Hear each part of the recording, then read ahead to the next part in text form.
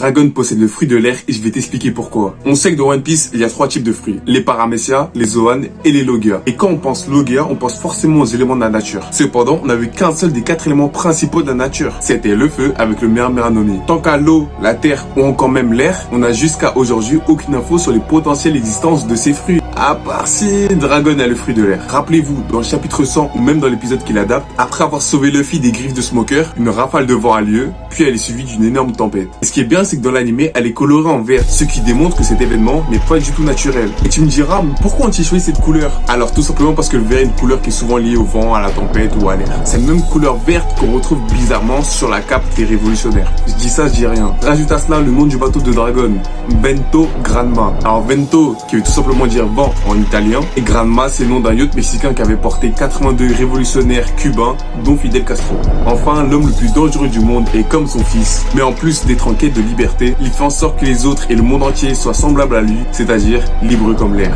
Bon, là je pars un peu en cacahuète, mais imagine si